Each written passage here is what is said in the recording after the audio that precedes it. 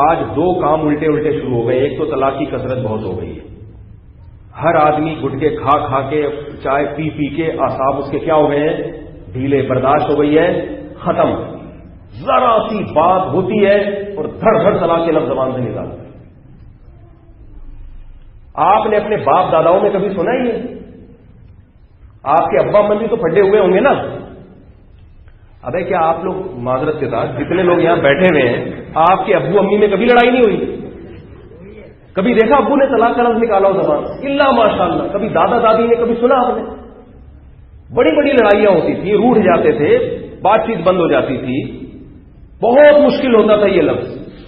میں حیران ہوتا ہوں جو کیس آتے ہیں, اتنی سی بات کہ بیگم نے فون نہیں اٹھایا اور کیا کر دیا, سالی کو فون کر کے کہہ دیا اس کو میری طرف سے طلاق. پاگل ہو گئے ہو, دماغ خراب ہو گیا ہے, بالکل ہی ایک سینس لیس ہو گیا ہے. پھر یہ ایک دم ہوش آتا ہے یار یہ کیا کر رہے ہیں. ذرا ذرا سی بات. ایک صاحب نے آفس میں مصروف تھے, کیس فون آیا بیگم کا, انہوں نے منع کیا ہوا تھا بیگم کو بے وقت فون نہ کیا کرو. بیگم کو پھر بھی کچھ پتا ہے آپ کو, بیگم صاحبہ آرام سے بیٹھے تو بیگم کس بات کی ہے بھائی, وہ تو ریموٹ کنٹرول کی طرح. بیگم کو بھی چاہیے بھائی وقت بے وقت نہیں فون کرو. ہر آدمی ہر وقت تھوڑی اچھے موڈ میں ہوتا ہے. بیگم نے کو پھر کوئی تکلیف ہوئی, اس نے پھر فون کر دیا. اب وہ کسی ایمرجنسی میں تھا, بیگم کے فون آ رہے ہیں, اس کو پتا ہے نہیں اٹھاؤں گا تو پیٹوں گا. اس نے اٹھایا, کیا بول رہے ہو, وہ میں ویسے ہی فون کر رہی تھی آپ کی تکلیف. اس کو اتنا غصہ آیا, دھڑ دھڑ دھڑ دھڑ تینوں طلاقیں نکالی. اب یہ کوئی بات ہے؟ ٹھیک ہے اس نے غلطی کی, مگر یہ کوئی ایسی غلطی ہے کہ آپ اس پہ ایک دم گھر اجاڑ دیں آپ اس سے, تو برداشت ختم ہو گئی ہے. آج ایک بندہ آیا میرے پاس, ذرا سی بات پہ کیا ہوا ہے, اس نے اپنی سالی کو فون کیا کہ بیگم کو فون دو. اس نے بیگم کو فون نہیں دیا. وہ کہہ رہا دو, میں کہہ رہا ہوں دو, میں کہہ رہا ہوں دو, بیگم نہیں رہا. میں نے کہا اللہ کے بندے تو اس کے گھر ڈنڈا لے کے پہنچ جاتا غصے میں, 2-4 ڈنڈے پھوڑ دیتا, لگا دیتا, اس کی تلافی ہو سکتی ہے. زخم آئے گا نا, وہ مرہم لگ جائے گا. اور وہ تو یہ بھی جنگلی پن ہے اس بات پہ ڈنڈے مارنا. لیکن ایک بات کر رہا ہوں کہ جنگلی پن پہ اترنا ہی ہے تو ذرا کچھ کم درجے کے جنگلی بن جاؤ. اتنا آسان کر دیا اتنا. تو اب ایک مسئلہ تو یہ ہے ہمارے معاشرے, اور اس کی بہت ساری وجوہات نشہ ہے. یاد رکھو جو لوگ نشہ کرتے ہیں نا, وہ دماغ ان کا اعصاب کیا ہو جاتے ہیں, ڈھیلے, بریکیں فیل.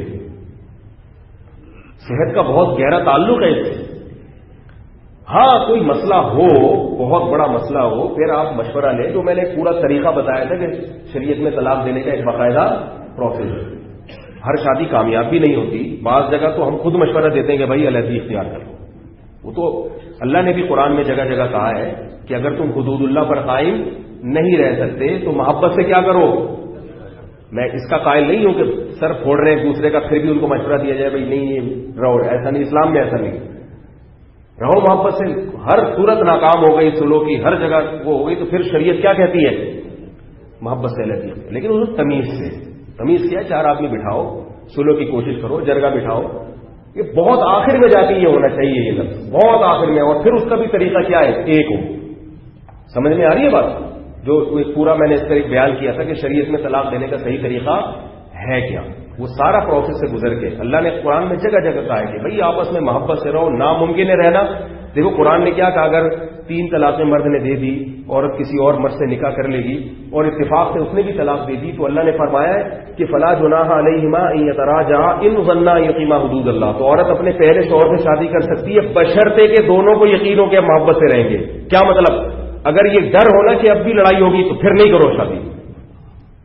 تو اسلام میں ہندوؤں والا قصہ نہیں ہے کہ بس جڑ گئے تو ایلپی سے جڑ گئے, اب چاہے مر رہے ہیں, بے ہوش ہو رہے ہیں, نہیں علیحدگی نہیں ہے, مگر وہ ایک تمیز سے شریف لوگوں کی طرح, خاندانی لوگوں کی طرح. سمجھ میں آ رہی ہے بات؟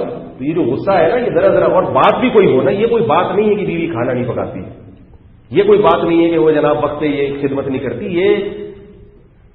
یہ اتنے بڑے بڑے ایشوز نہیں ہیں کہ ان باتوں پہ آدمی طلاق کی طرف آئے یا ڈیورس کی طرف آئے. ان باتوں کی طرف یہ انسان کے نیچ ہونے کی علامت ہوتی ہے کہ وہ اتنی سی بات کہ جی کپڑے نہیں دھو رہی وہ, اور وہ اس میں نیل زیادہ لگا دیتی ہے, اور وہ سالی کو فون کیا تو وہ بیوی کو فون نہیں دے رہی ہے, بیوی کو فون کیا تو وہ اٹھا کیوں نہیں رہی.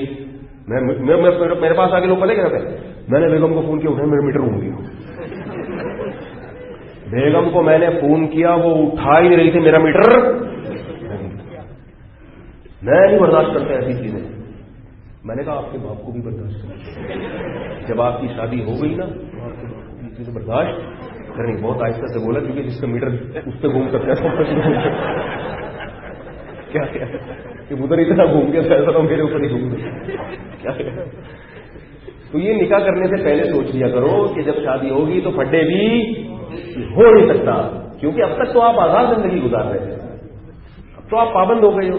آپ کے باس سے پھڈے نہیں ہوتے ہیں, برداشت کرنا پڑتا ہے یار, تنخواہ ملتی ہے جو چھوڑو. تو اسی طرح جب بیوی بھی الٹی سیدھی سناتی ہے تو تھوڑی سی برداشت کرنی پڑتی ہے یار, بہت سارے مفاد ہیں اس سے.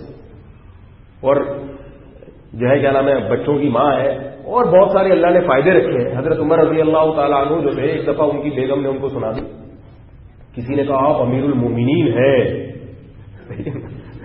وہ اتنا روب آپ کی بیوی اونچی آواز سے بات کر رہی ہے. انہوں نے فرمایا کہ یہ, انہوں نے پھر اس کے اوصاف بیان کرنا شروع کی کہ یہ میری خدمت کرتی ہے, میرے لباس دھوتی ہے, میرے گھر کو صاف رکھتی ہے, میرے بچوں کی تربیت کرتی ہے. تو یہ ساری خوبیاں بھی تو ہیں نا. اور ان کا میٹر کس پہ گھوم رہا ہے, فون کیا اس نے.